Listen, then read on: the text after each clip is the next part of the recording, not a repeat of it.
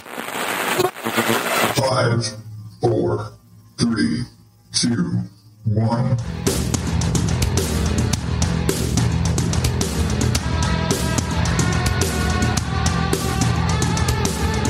Welcome to day 16, right? 16, yes, of National Podcast Post Month here on the Odd Dad Out Podcast. I, of course, am your lovely host, Adam Higgins, the Odd Dad Out. And as our esteemed weatherman out here in Phoenix would say, it's Friday. Yeah, if you don't listen to talk radio in Phoenix, then you won't get that reference. But either way, for the course and the reasoning of Follow Friday, it's time this week for this week's Recommended Listening. Recommended Listening.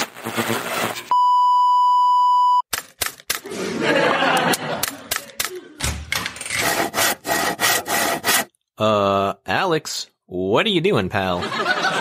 Oh, hey, Dimitri. I was just going to put all these signs that I made to promote our new satirical sitcom podcast, 2000 DC. Dude, it's an audio-based format. Yeah, so I was going to put these all over the place so people could read them so they can... Oh, I see what you mean now. Yeah, there's no way people are going to know that we're on Podbean and various other platforms if they can't read the signs. So wait, hold on. Do they just have to wait till we release? Pretty much, yeah. Well, the heart was in the right place, I guess. So what now? I guess I'm throwing away signs. You're throwing away signs. 2000 DC. And I've mentioned the show before, slightly, but I wanted to give it kind of its full... I felt like it deserved to have a full feature, even if it's getting thrown into one of these, one-off kind of pre-segmented episodes. The gist of it is, it's a sitcom. It's a straight-up sitcom, laugh tracks and all, like you heard, like I mentioned before, with all of the silly tropes and zany characters and weird situations, and it is so by the numbers sitcom that you almost can't call it.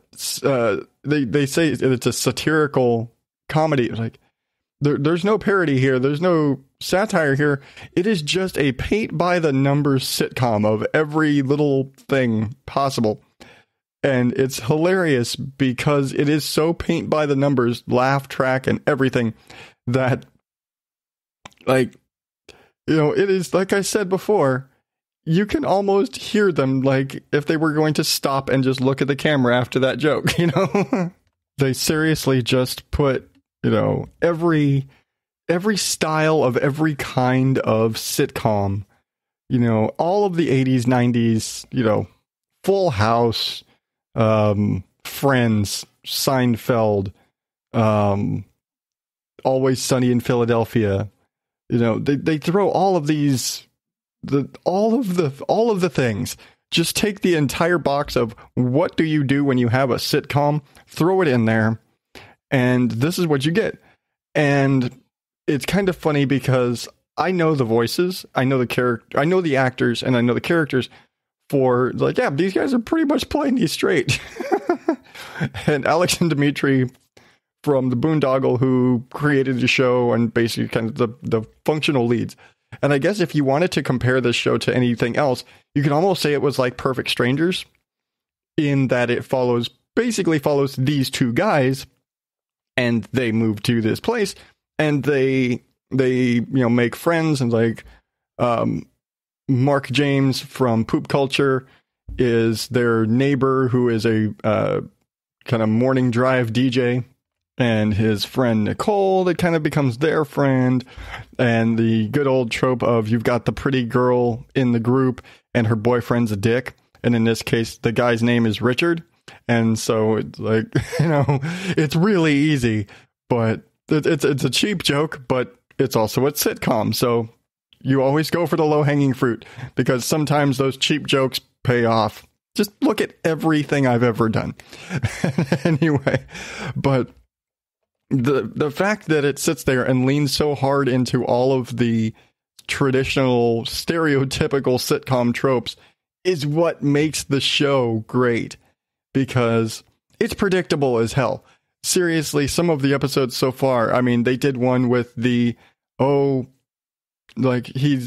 of the guys goes and meets a girl online, and they're gonna meet the friends, and then everybody fucking hates him. Why? And it's not spoiling anything, because this is a situation that's put into just about every single sitcom ever in history.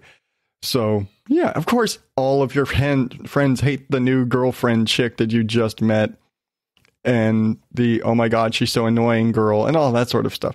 They're tropes. They're leaning into every single trope, but it's funny. It's funny to hear all of those old things brought back again, because really, you can't do a lot of these things anymore, because these sort of sitcom-y tropes have been done so much on TV and in sitcoms that you really, in a lot of cases, you can't get them to work now. People aren't going to go for them, and you have to, like, they're afraid to use the trope so much, even though, you know, every show still kind of does a lot of the same things. They have to, change it up and make it a new thing so that it will work in a new audience. Well, they're not. They're leaning hard into, no, this is the way it's always been done. This joke has always gotten laughs. This situation has always gotten laughs. Now they are combining a lot of the comedy styles from different shows and things like that, because they're putting it all together to make their thing. But again, they're leaning hard into the tropes, and it works. I'm not going to sit there and bash them at all for leaning into sitcom tropes, because that's the whole point, really. The show is good because it is leaning into its absurdity. They cranked the laugh track up to 11. I mean, it's, again, they've got a laugh track. The same cheesy laugh track that's been used in every single sitcom for the history of ever. But it works because of the style of the show. It's just silly and absurd, and it's I love listening to it. And I listened to it. I started listening to it because I was invited to be a voice on the show, and I was given a tiny little part. I'm a waiter, and I think it's episode 3. I have to go back and look. But it's like episode 3 or 4, I play a waiter. I'm literally in there for like a combined 3 seconds. But after that, I was also invited to come on and do a bigger part, which actually should be coming up in the next week or two, because it's a big thing with the Thanksgiving episode. So I've got a bigger part coming up, but you know, I get to play the fun parts, really, whereas the rest of the cast basically have to play it straight. And they've had guests. They've got a lot of podcasters, because they're all podcasters that make up the cast. And so a lot of the other voices, Big D from Bro-Rons and Midnight in America, has been on. In the Annoying Girlfriend is from Habeas Humor. There's just been a ton of other voices. So many, off the top of my head, those are the two that stand out to me the most right now. But, you know, we all get to play the fun parts. We get to come and play the weird characters. Get to play the Annoying Girlfriend, or Big D played the radio executive, you know, station manager, boss guy. You know, I got to play a waiter. I get to play a distraught guy on the radio. It's like I've said before, this show is really a big part of what's made me want to pursue a career in voice acting, is because I get to play these silly parts and these crazy roles and do these fun things. And so I really just kind of want to explore that more. And that's a lot of that primarily because of doing this show. So anyway, all of my personal side of it aside, you should check this show out. And it's 2000 DC. You can find them at, and I'm going to straight up say they don't have a proper URL, so it's at sitpod2000dc.podbean.com. Of course, link will be in the show notes. But that is going to do it for me today. Remember, you can subscribe to the show and catch all the back episodes at oddadatpodcast.com. Follow along on Facebook, Twitter, Instagram at oddadout. And, you know, if you're digging all of my randomness, share it with your friends. Tell them I'm not quite as crazy as... no, that's just a lie. Never mind. Anyway, share it on all the social fun stuff because you're cool like that. And until tomorrow, I am Adam Higgins, the Odd Dad, out. Thank you, and good night.